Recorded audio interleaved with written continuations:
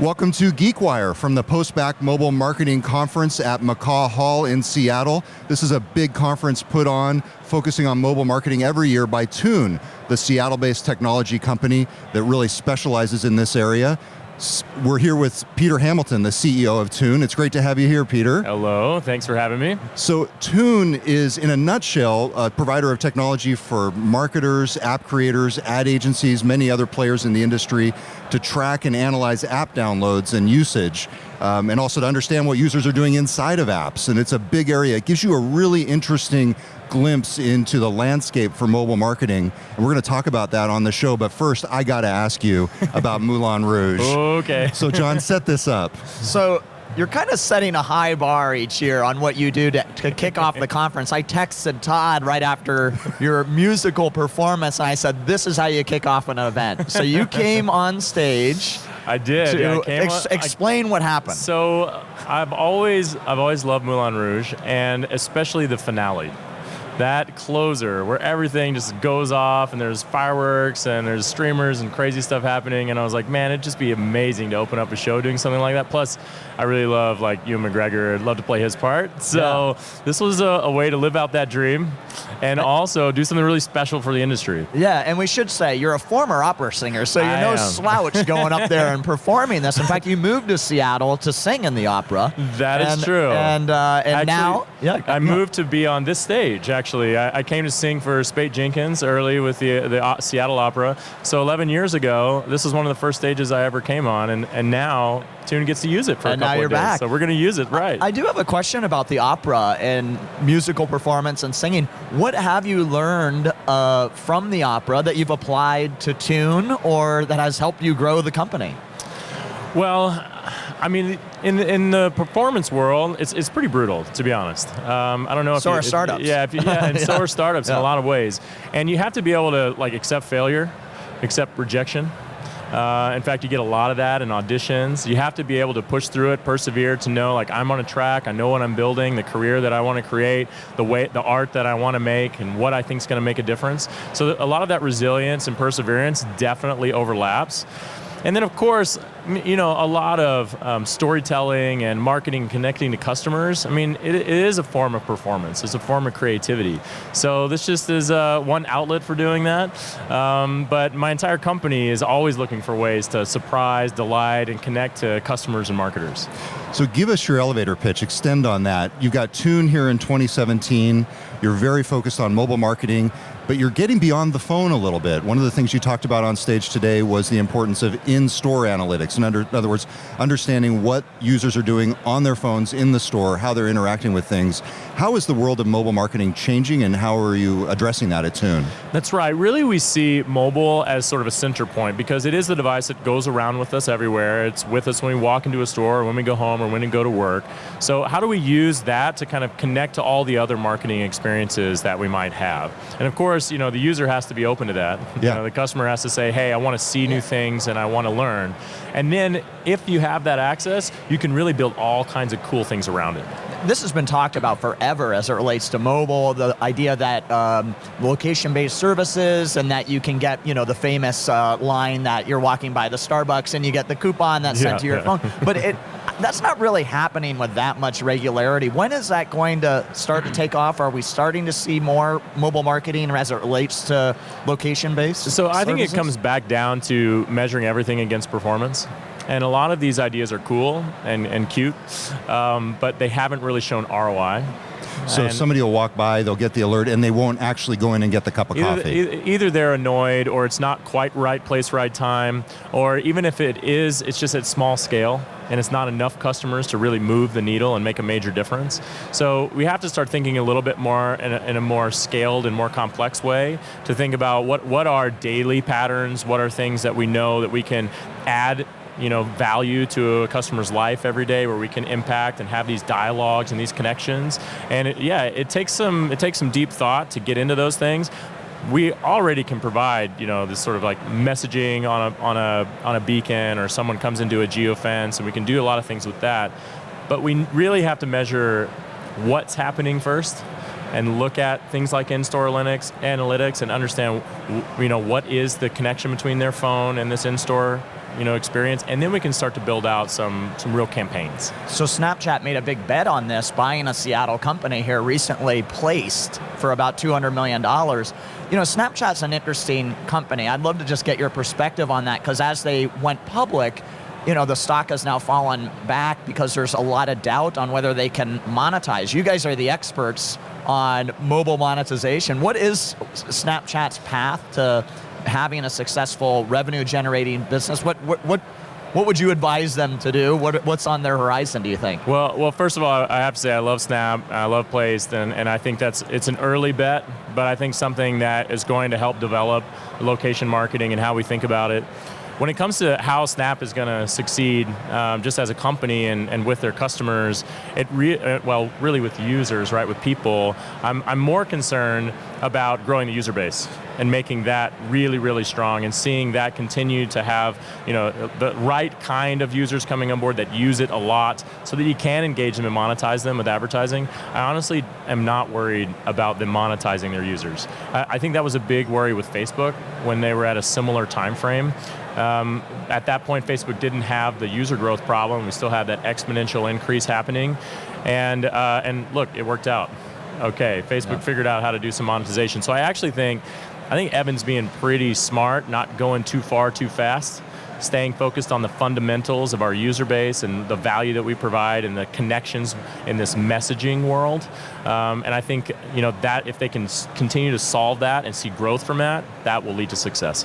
One of the other things that you showed on stage in your keynote, which you just got out of, was the TuneBot, which is basically a chatbot that leads folks through some of their marketing analytics from the Tune consoles. Do you see that taking off, or is it still more of a novelty, chatbots in general? I do think the chatbots will take off a little bit more. We just don't really know how to act with them on a regular basis. We don't immediately think about the robot that can help me.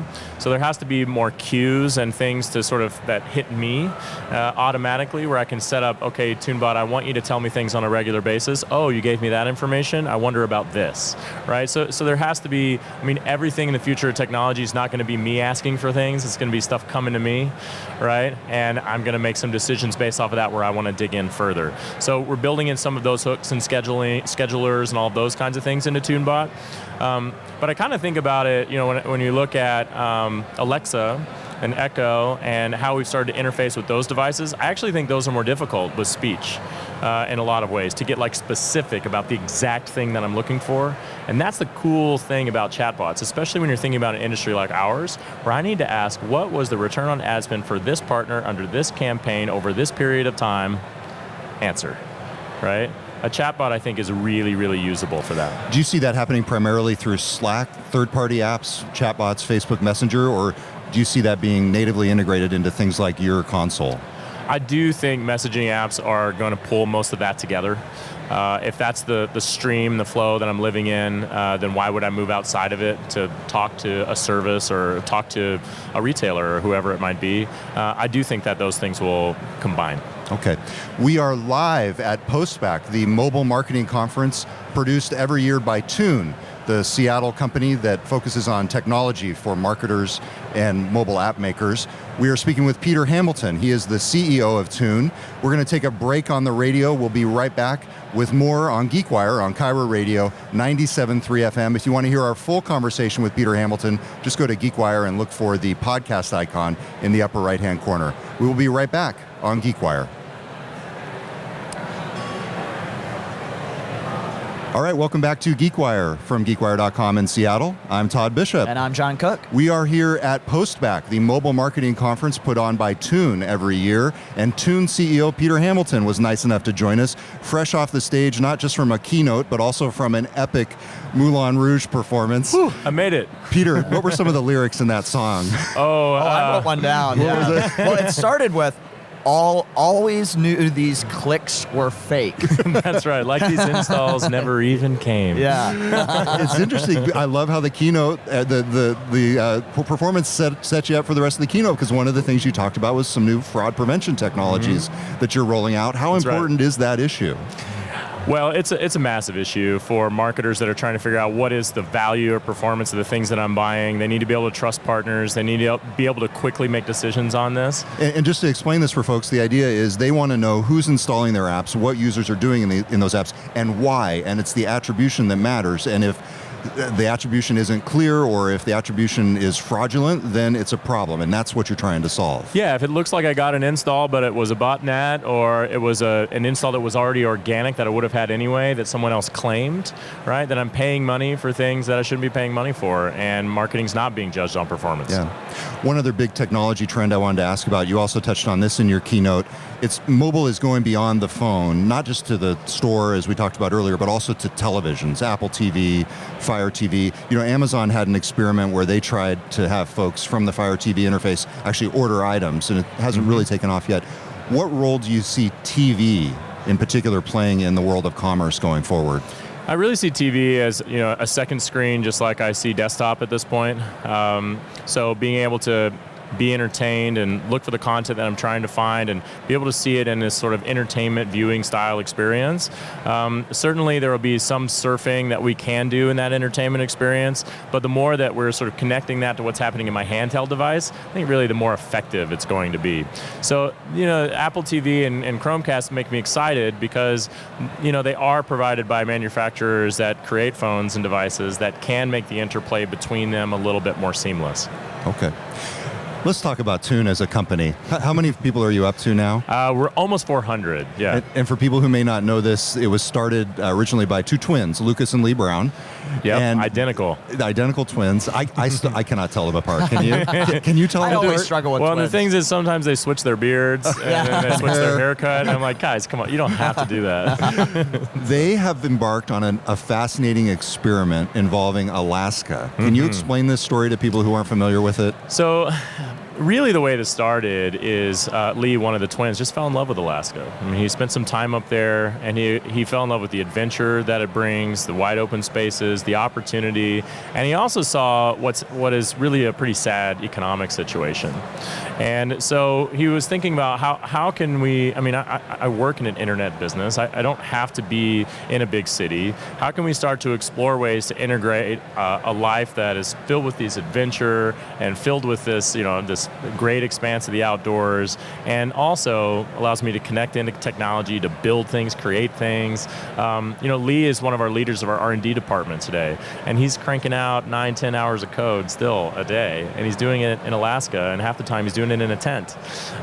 It's really fun to watch someone that's that driven and excited about the adventure that it brings, and it's become contagious. So we have engineers that are coming up to visit and spending time, spending like a week of hackathoning and growing products up there together.